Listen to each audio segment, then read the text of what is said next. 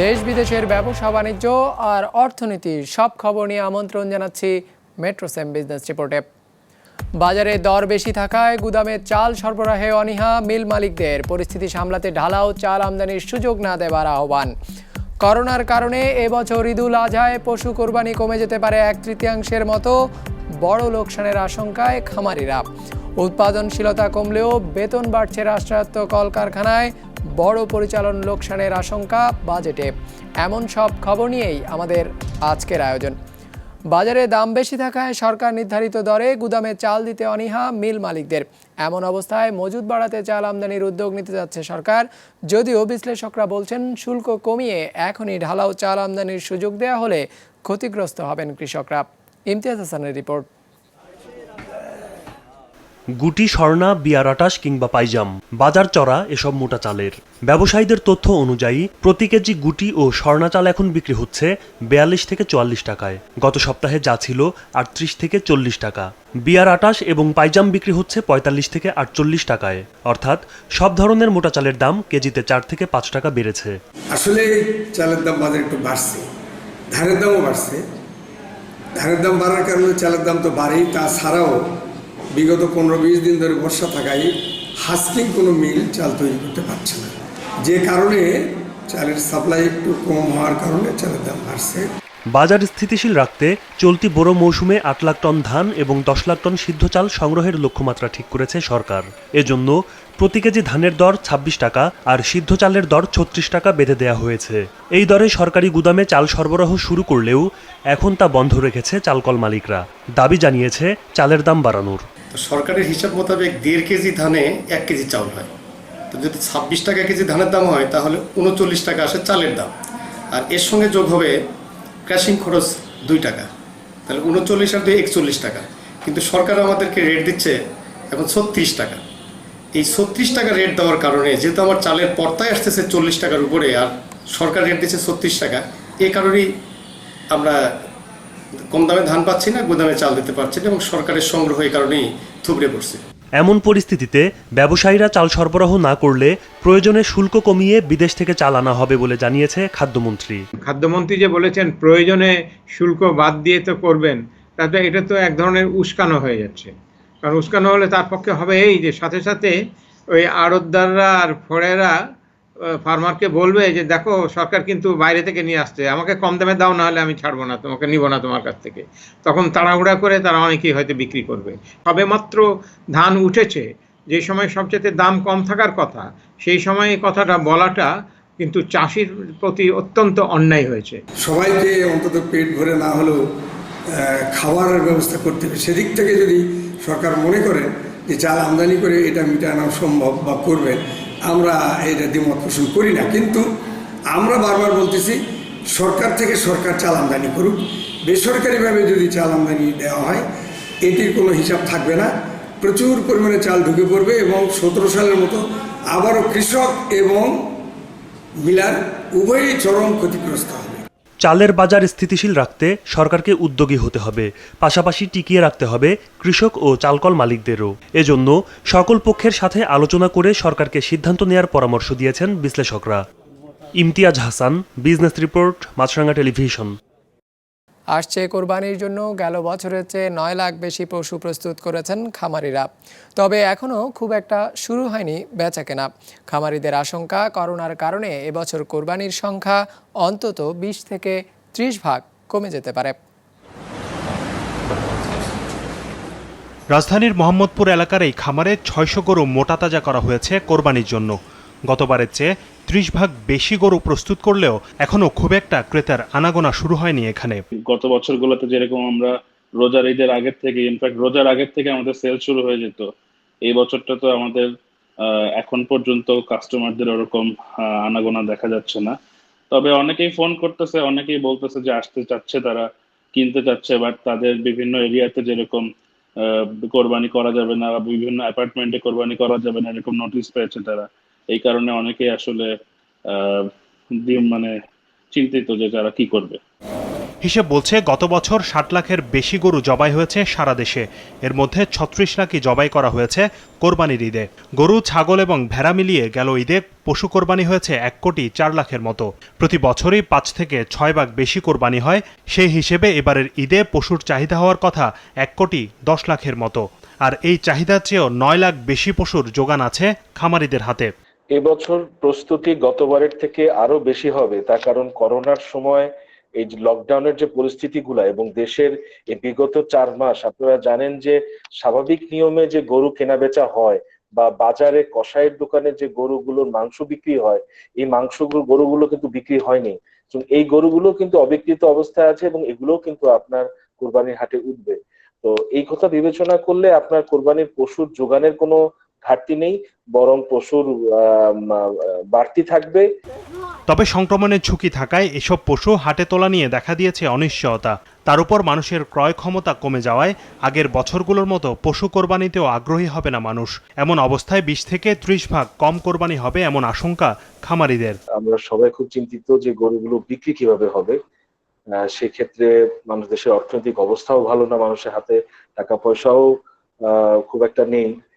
কতটা স্বাচ্ছন্দ্য বোধ করবে এখন এই গরুর পিছনে ক্রেতারা টাকা খরচ করতে, এবং খামারিরা এই গরুগুলো কিভাবে বিক্রি করবে, এটা নিয়ে একটা শঙ্কা আসলে আমাদের রয়েই গেছে। আমরা ধারণা করছি এবছর 20% কোরবানি হয়তো গতবারের থেকে কম হতে পারে। এমন অবস্থায় স্বাস্থ্যবিধি মেনে খামারে এসে কিংবা অনলাইন থেকে পশু কিনতে ক্রেতাদের অনুরোধ জানিয়েছেন খামারিরা। শাহাদাত হোসাইন, বিজনেস রিপোর্ট, মাছরাঙা টেলিভিশন। চলতি অর্থ বছর সরকারের ব্যবসা প্রতিষ্ঠানগুলোর উৎপাদন সক্ষমতা আগের বছরের চেয়ে প্রায় 10 ভাগের মতো কমে যাবে। ফলে বাড়বে পরিচালন লোকসানের পরিমাণ টাকার অঙ্কে, যা প্রায় 3000 কোটি টাকা। রাষ্ট্রায়ত্ত প্রতিষ্ঠানসমূহের 2020-21 অর্থ বছরের জন্য আয় ব্যয়ের হিসেবে এমন প্রক্ষেপণ করা হয়েছে। সৌরভ রহমানের রিপোর্ট। 100 টন আখ দিয়ে 5 টন চিনি তৈরি হয় দেশের সরকারি মালিকানাধীন এই কারখানাগুলোয়। পাশের দেশ ভারতেই যা 11 টনের উপরে। উৎপাদন সক্ষমতার এমন সব সূচকই পিছিয়ে রাষ্ট্রের 15টি সচল চিনিকল, যেখান থেকে এবছর 7600 কোটি টাকা রাজস্ব আয়ের পরিকল্পনা আছে। তবে সেজন্য ব্যয় করতে হবে 13,000 কোটি টাকার মতো। অর্থাৎ পণ্য বেচে মুনাফা নয়, উল্টো 5300 কোটি টাকার মতো লোকসান গুনতে হবে সুগার মিল কর্পোরেশনকে। এর সঙ্গে কর্মীদের বেতন ভাতা যোগ করলে এবছর নিট লোকসানের পরিমাণ দাঁড়াবে 10,000 কোটি টাকার উপরে। গেল বছর যা ছিল 9,500 কোটি টাকার মতো। যদিও কর্পোরেশনের দাবি ব্যয় কমাতে উদ্যোগ নিচ্ছে তারা।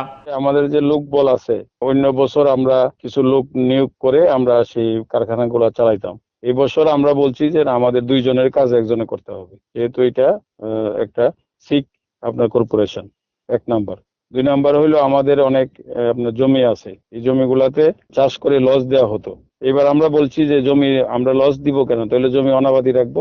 আর যদি আমরা অনাবাদি রাখলে তাহলে লসটা হবে না। আর দ্বিতীয়ত হইলো আমরা এই জায়গাগুলো আমরা টেম্পোরারি লিজ দিচ্ছি, আমাদের লসের পরে আমাদের লস তো হলোই না, তারপরে দ্বিতীয়ত আমরা কিছু লাভ হচ্ছে। রাষ্ট্রীয় মালিকানায় বিভিন্ন খাতে 49টি ব্যবসায়িক প্রতিষ্ঠান আছে। হিসেব বলছে এসব প্রতিষ্ঠান সদ্য বিদায়ী অর্থ বছরে 1,86,565 কোটি টাকার পণ্য উৎপাদন করেছে, যার বিপরীতে খরচ হয়েছে 1,86,800 কোটি টাকা। অর্থাৎ পরিচালন লোকসান হয়েছে 243 কোটি টাকা। চলতি অর্থ বছর এই লোকসান প্রায় 3000 কোটি টাকায় পৌঁছে যাবে বলে প্রক্ষেপণ করা হয়েছে। কেননা এই সময় এসব প্রতিষ্ঠানে বেতন বাবদ সরকারের ব্যয় বাড়বে 11 ভাগের মতো। একই সঙ্গে উৎপাদন ব্যয়ভিত্তিক মূল্য সংযোগ বা কর্মীদের উৎপাদনশীলতা কমবে 1,500 কোটি টাকার মতো। ফলে পরিচালন ব্যয় আর আয়ের ব্যবধান বাড়বে 10 গুণের মতো বিদায়ী বছরের থেকে। এই সমস্যাগুলোর পিছনে যেটা মূল কারণ, সেটা হচ্ছে প্রযুক্তি ঠিক আপগ্রেডেড না। প্রযুক্তিকে, তাদের যন্ত্রপাতিগুলোকে, তাদের কর্মপদ্ধতিগুলোকে আধুনিকায়ন করা হয়নি। শ্রমিকদের দক্ষতায় কোনো বিনিয়োগ করা হয় না, শুধু শ্রমিক নিয়োগ করা হয়। এবং ব্যবস্থাপনায় কোনো পেশাদারিত্বের পরিচয় দেখা যায় না। এসব ক্ষেত্রে যদি সংস্কার আনা সম্ভব না হয়, তাহলে কিন্তু এসব প্রতিষ্ঠান লোকসান করতেই থাকবে এবং সরকারের উপর একটা বড় আর্থিক বোঝা হয়ে থাকবে। বাজেট তথ্যাদির সঙ্গে প্রকাশিত রাষ্ট্রায়ত্ত প্রতিষ্ঠানসমূহের হিসেবে দেখা যাচ্ছে চলতি অর্থবছর এসব প্রতিষ্ঠান নতুন করে ৪৭,৩৭৭ কোটি টাকা বিনিয়োগের পরিকল্পনা করেছে, যার ৩.৩৪ কোটি টাকাই ঋণ করা হবে। গেল অর্থবছরে তাদের ঋণের পরিমাণ ছিল ২৭,০০০ কোটি টাকার মতো। সৌরভ রহমান, বিজনেস রিপোর্ট, মাছরাঙা টেলিভিশন। গেল বছর বাণিজ্য মন্ত্রণালয় ও ব্যবসায়ী নেতাদের মধ্যস্থতায় ট্যানারি মালিকদের বকেয়া পরিশোধের সমঝোতা হয়। অথচ বছর ঘুরে এলেও চট্টগ্রামের চামড়া ব্যবসায়ীদের হাতে আসেনি পাওনা টাকা। এদিকে করোনার কারণে রপ্তানি না হওয়ায় প্রায় ২০ লাখ প্রক্রিয়াজাত চামড়া জমে আছে চট্টগ্রামের বিভিন্ন ট্যানারিতে। তাই নতুন চামড়া কিনতে আগ্রহ কম ট্যানারি মালিকদের। নাজমুস সাদেকের রিপোর্ট। গেল বছর কোরবানির ঈদে ন্যায্য দাম না পেয়ে রাস্তায় ফেলে দেয়া হয় বিপুল পরিমাণ পশুর চামড়া, নষ্ট হয় শত কোটি টাকার সম্পদ। সে সময় চামড়া ব্যবসায় শৃঙ্খলা ফেরাতে উদ্যোগ নেয় সরকার। এফবিসিসিআই এর মধ্যস্থতায় আড়তদার ও ট্যানারি মালিকদের সঙ্গে কয়েক দফা বৈঠক করে বাণিজ্য মন্ত্রণালয়। নির্দেশনা আসে পর্যায়ক্রমে বকেয়া পরিশোধের, কিন্তু এক বছরেও সে সিদ্ধান্ত বাস্তবায়িত হয়নি। ট্যানারি মালিকরা আমাদেরকে যে আশ্বস্তিটা দিয়েছিল, আমরা বিজিএমে বসছিলাম, বাণিজ্য মন্ত্রণালয়ে বসছি, ওনাদের সাথে কথাবার্তা যেভাবে ওনারা আমাদেরকে একটা আশ্বাস দিয়েছিল আমাদেরকে যেভাবে পেমেন্ট করবেন বা আমাদের সাথে লেনদেন করবেন, কিন্তু ওনারা ওনাদের কথার মধ্যে থাকে নাই। যার কারণে আমরা গত বছরের টাকাটা তো এখন আমাদের সাথে রানিং, ওই টাকাটা তো উনি আমাদেরকে দিবেন, কিন্তু এর আগের বছরের টাকা, এর আগের বছরের টাকা বিভিন্ন ট্যানারি মালিকদের কাছে আমরা এখনও পাওনা আছি। চামড়া প্রক্রিয়াজাত করে বিদেশে রপ্তানি করেন ট্যানারি মালিকরা, কিন্তু করোনার কারণে গেল ৪ মাস রপ্তানি বন্ধ থাকায় বিপুল পরিমাণ চামড়া জমা হয়েছে। তাই এবার নতুন চামড়া কিনতে আগ্রহ কম ট্যানারি মালিকদের। ট্যানারি যারা আমরা মালিক তারা তো ইন্টারেস্টেড না কেনার জন্য, কারণ আমাদের স্টক আছেই, কিন্তু এটা যেহেতু জাতীয় সম্পদ, এটাকে বাঁচাতে হবে। এই ক্ষেত্রে আমাদেরকে সিদ্ধান্ত নিতে হবে এবং সরকারের সঙ্গে মন্ত্রণালয়ে বসে আমাদেরকে সিদ্ধান্ত নিতে হবে যে এটা এখন কি করা যাবে।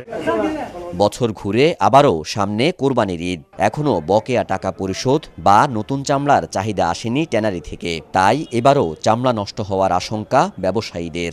গত বছর যেভাবে হয়েছিল টাকা না দিলে ঠিক সেইভাবে হবে, আমরা ফুসবে মাথাঘাটা করে থাকবে, টাকা না দিয়ে আমরা কি দিয়ে কিনবে। এখনো পর্যন্ত আমাদের টাকাগুলো ঢাকায় আসে, ঢাকা থেকে আমাদের টাকা চলে আসবে। যদি ইনশাল্লাহ টাকাগুলো চলে আসে তাহলে সবাই প্রস্তুতি নিবে মানে আপনার লবণ নিবে, কর্মচারী রাখবে, তাহলেই নিবে। দেশের মোট চাহিদার ৬০% চামড়া সংগৃহীত হয় কোরবানির ঈদে। এমন বাস্তবতায় এবার ঈদে যেন চামড়া নষ্ট না হয় সে লক্ষ্যে আগেভাগে পরিকল্পনা নেওয়া দরকার বলে মনে করেন এ খাতের সংশ্লিষ্টরা।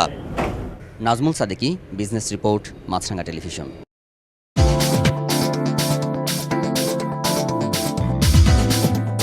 ইতিবাচক ধারায় দিন শেষ করেছে ঢাকা স্টক এক্সচেঞ্জ। সার্বিক সূচক ডিএসইএক্স ৩২ পয়েন্ট বেড়ে দাঁড়িয়েছে ৪,০৩৪-এ। মোট লেনদেন হয়েছে ২৩১ কোটি টাকার। লেনদেনে অংশ নেওয়া শেয়ার ও মিউচুয়াল ফান্ডের মধ্যে দর বেড়েছে ১০১টির, কমেছে ২৩টির, আর অপরিবর্তিত রয়েছে ২১৮টির দর। এবার বাজার নিয়ে বিশ্লেষণ শুনবো অ্যালায়েন্স ক্যাপিটাল অ্যাসেট ম্যানেজমেন্টের। আজকে মার্কেটে ইনভেস্টর পার্টিসিপেশন বিগত অনেকগুলো সেশনস থেকে অনেকটাই বেশি। আজকে ২৩১ কোটি টাকা ট্রেড হয়। বিএসইসির মিনিমাম শেয়ার হোল্ডিং আলটিমেটাম দেওয়ার ফলে ইনভেস্টরসদের কনফিডেন্স কিছুটা ইনক্রিজ করেছে বলে আমরা মনে করছি। এছাড়াও ট্রেডিং সেশনস আজকে আরও ১ ঘন্টা বৃদ্ধি করা হয়েছে, যার ফলে ইনভেস্টর পার্টিসিপেশন অনেকটাই বৃদ্ধি পায়। আজকে ব্যাংক, ইন্স্যুরেন্স এবং ফার্মা সেক্টরসের অনেকগুলো কোম্পানিজের স্টকস আজকে আমরা দেখতে পাচ্ছি যে অনেকটা বেড়েছে। টার্নওভারে আজকে ফার্মাসিউটিক্যাল সেক্টর ২৭% কন্ট্রিবিউট করে, লিড করে, ফলোড বাই ব্যাংক এবং ইন্স্যুরেন্স সেক্টর।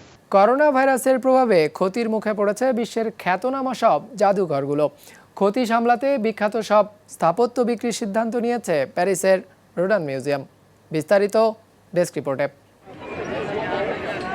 করোনা সংক্রমণের কারণে ক্ষতির মুখে পড়েছে পর্যটন নগরী প্যারিস। শহরটি দীর্ঘদিন লকডাউন থাকায় ক্ষতি গুনছে এর পর্যটনের সাথে সংশ্লিষ্ট খাতগুলোও, যার মধ্যে অন্যতম এর বিশ্বখ্যাত মিউজিয়ামগুলো। করোনার কারণে দীর্ঘদিন বন্ধ ছিল প্যারিসের সব জাদুঘর। পরিস্থিতি কিছুটা স্বাভাবিক হওয়ায় খুলতে শুরু করেছে লুভর এবং রোডানের মতো বিখ্যাত সব মিউজিয়াম। তবে ইতিমধ্যে বিশাল ক্ষতির মুখে পড়েছে প্যারিসের রোডান মিউজিয়াম। অর্থায়নে পরিচালিত হওয়ায় রোডিন মিউজিয়াম তেমন কোনো সরকারি ভর্তুকি পায় না, তাই করোনা সংকটে আমরা একটু বেশিই ক্ষতি গুনছি। এই সময়ের মধ্যে আমাদের প্রায় $50 লাখ ক্ষতি হয়েছে। 1919 সালে যাত্রা শুরু করা জাদুঘরটি করোনার এই আর্থিক ক্ষতি মোকাবেলায় নিজেদের কিছু প্রাচীন ও শতবর্ষী স্থাপত্য বিক্রির সিদ্ধান্ত নিয়েছে, যার মধ্যে রয়েছে দ্য কিস, দ্য থিঙ্কার এবং দ্য গেট অফ হেলের মতো প্রসিদ্ধ স্থাপত্য। এবছর আমরা আমাদের কিছু ব্রোঞ্জ নির্মিত প্রাচীন স্থাপত্য বিক্রি করব, যার মাধ্যমে আমরা করোনার ক্ষতি মোকাবেলা করব। গেল বছর প্রায় 5,70,000 দর্শনার্থী রোডান মিউজিয়াম পরিদর্শন করে, যার প্রায় 75% ছিল বিদেশি পর্যটক। এবছর করোনা সংক্রমণের ফলে দর্শনার্থী সংখ্যা 2 লাখের বেশি আশা করছে না জাদুঘরটি। 2021 জানুয়ারিতেও স্বাভাবিক কার্যক্রম চালাতে পারবো কিনা তা নিয়ে আমরা চিন্তিত।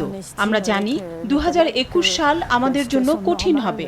পরিস্থিতি সম্পূর্ণ স্বাভাবিক হতে আরও 2-3 বছর সময় লাগতে পারে। রোডান মিউজিয়াম সাধারণত প্রতি বছর টিকিট বিক্রির মাধ্যমে $43 লাখ আয় করত। এছাড়া স্মারক বিক্রির মাধ্যমে প্রায় $17 লাখ এবং লোকেশন ভাড়ার মাধ্যমে প্রায় $11 লাখ আয় করত প্রতিষ্ঠানটি। তবে করোনা মহামারীর ফলে চলতি বছরে নিজেদের আয় নিয়ে হতাশ মিউজিয়ামটি। মুস্তফা তাহান, বিজনেস রিপোর্ট, মাছরাঙ্গা টেলিভিশন। দর্শক, আমাদের যে কোনো পর্ব নিজেদের সুবিধাজনক সময়ে দেখতে সাবস্ক্রাইব করুন বিজনেস রিপোর্টের অফিসিয়াল ইউটিউব চ্যানেল। ফেসবুক পেজে লাইক দিয়ে আপডেট থাকুন ব্যবসা বাণিজ্যের আলোচিত সব ঘটনা সম্পর্কে। আর আপনাদের মতামত জানান ইনবক্সে। আজ এটুকুই, বিদায় নিচ্ছি, ভালো থাকবেন।